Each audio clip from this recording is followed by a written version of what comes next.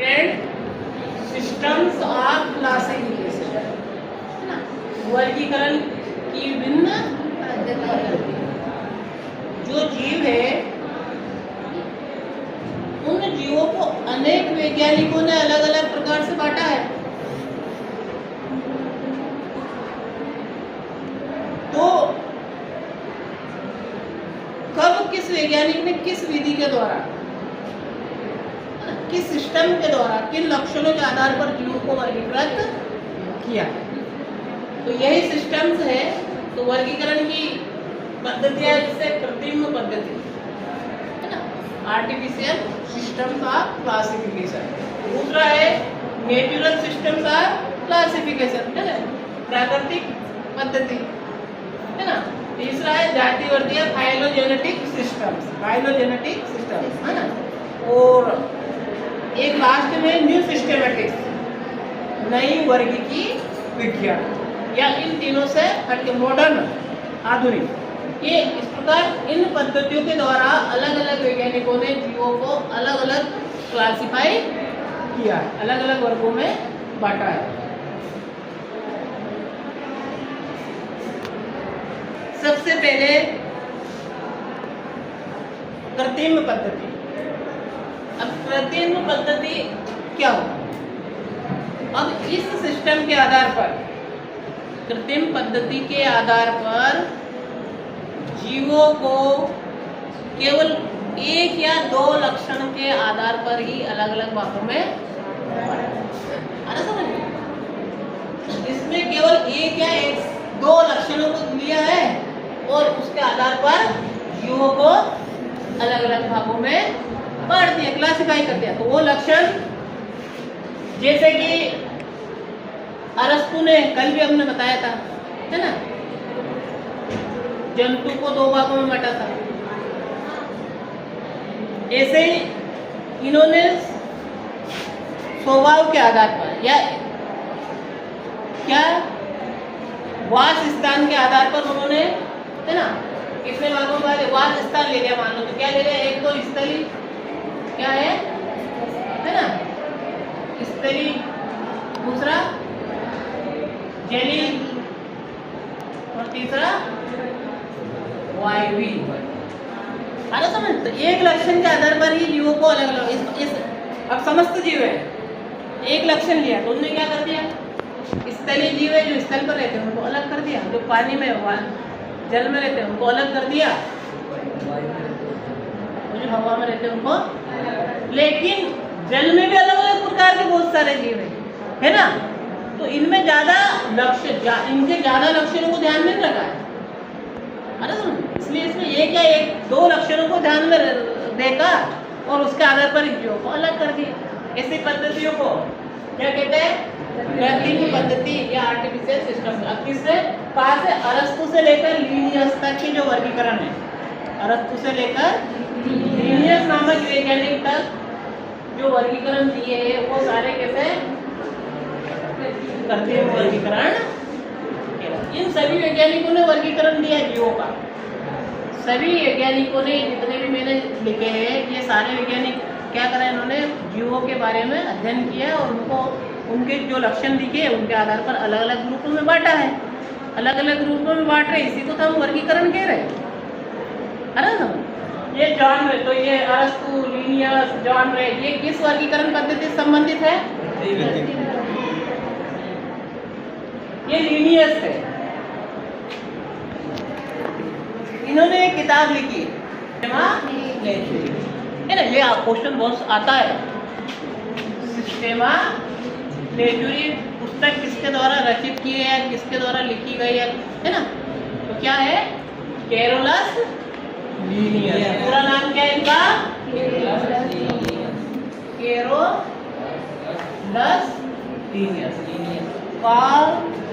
इनका पहले का नाम क्या था, कार्ल वान लीमे, पूरा नाम पहले ये था और बाद में ये इस नाम से प्रसिद्ध हुए, किस नाम से, कैरोलस लीनियस। और इसी किताब में इन कैरोलस लीनियस नामक वैज्ञानिक ने सिस्टेमा नेचुरी जो पुस्तक है उसमें पौधों को जो नाम दिया वो किस आधार पर दिया? द्विनाम पद्धति के आधार पर। कौन सा?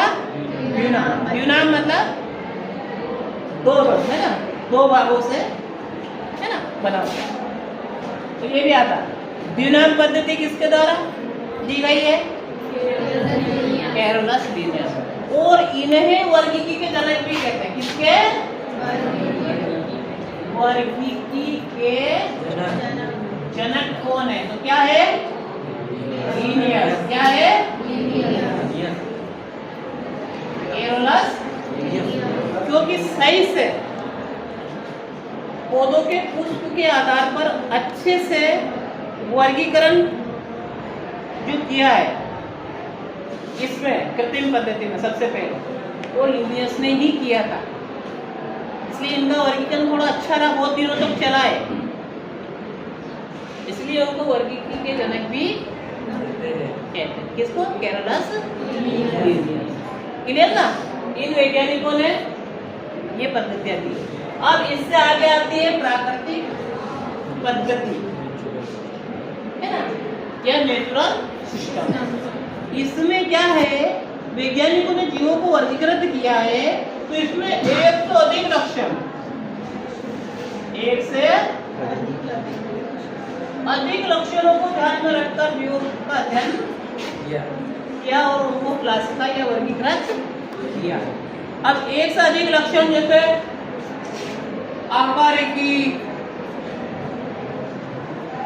शारीरिकी, है ना, मतलब मार्फोलॉजी, एनाटॉमी, और है ना फिजियोलॉजी। क्या है? फिजियोलॉजी। और दूसरे और अन्य लक्षण है, वास स्थान है, पत्ती के लक्षण है, और जो भी यानी कि लगभग पौधे के सारे लक्षणों को ध्यान में रखकर पौधों को वर्गीकृत किया। तो इसको अधिक लक्षण भी इसमें और ज्यादा ग्रुपों में क्लासिफाई होगी। इसमें तो जैसे कि जीव कुछ ही ग्रुपों में बंटकर रह गए, लेकिन इसमें तो ज्यादा लक्षण लिए तो क्या होगा? जीव और ज्यादा ग्रुपों में अलग अलग बटे होंगे। वहां तो जैसे कि मान लो कि एक वास स्थान ले लिया, गहरी स्तरी मान लो, ऐसा मान लो, लेकिन यहाँ तो आकार की बाहर से देखने में जो एक जैसे लग रहे उनको अलग कर दिया, और एक जैसे दिख रहे बाहर से तो, लेकिन आंतरिक देखी तो उनकी संरचनाओं में कुछ अलग अंतर, तो उनको फिर अलग कर दिया। पता चला कि उनकी फिजियोलॉजी अलग है तो उनको फिर अलग कर दिया। कोशिका संरचना मान लो इसके अलग है, तो ये फूल का आकार है। तो सारे लक्षणों को ध्यान में रखकर, है ना, वर्गीकृत किया। और किसने इस सिस्टम से? कौन से वैज्ञानिक ने? डी कैंटोले। कौन से वैज्ञानिक थे? डी कैंटोले और बेंथम एवं कुकर। इन्होंने इन सारे लक्षणों को ध्यान में रखकर जीवों को क्लासिफाई किया। तो ऐसी पद्धति को क्या कहते हैं? प्राकृतिक। क्योंकि सारे जो लक्षण थे नेचुरल, उन सबको इन्होंने ध्यान रखा, इसलिए नेचुरल पद्धति कहते हैं। है ना समझ? अब इसमें और थोड़ा और विस्तार हो गया। जातिवर्ती अर्थात फाइलोजेनेटिक सिस्टम्स, वर्गीकरण के। और इस पद्धति के आधार पर किन किन वैज्ञानिकों ने वर्गीकरण किया है, जीवों को क्लासिफाई किया है? एंगलर है, प्रांटल, तख्ताजान और हचिंसन। ये जो वैज्ञानिक है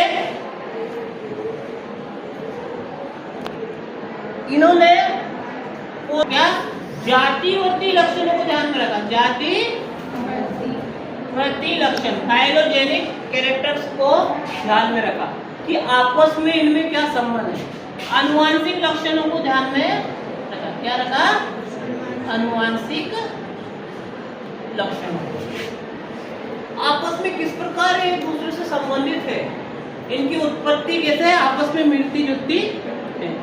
एक जैसे जीव है, पता चला कि उसकी उत्पत्ति अलग अलग है। आनुवांशिक लक्षण को ध्यान में रखा, पता चला कि इसके आनुवांशिक लक्षण में ये भिन्नता है, इसके में ये है, ये सेम है। तो जातिवर्ती और आनुवांशिक लक्षणों को भी ध्यान में रखकर जीवों को अलग अलग रूपों में बांटा। ऐसे वर्गीकरण को जातिवर्ती या फाइलोजेनेटिक वर्गीकरण सिस्टम्स, है ना, फाइलोजेनेटिक सिस्टम्स कहते हैं। क्लियर ना? अब आता है आधुनिक वर्गीकरण विज्ञान या मॉडर्न और न्यू सिस्टमैटिक्स। अब क्या वर्तमान में क्या कि इन सिस्टम का खोजी होगी, नई नई मशीनें आ गई है, नए नए आविष्कार हो गए। तो वैज्ञानिक क्या कर रहे हैं, अब जीवों को और आधुनिक विधियों के द्वारा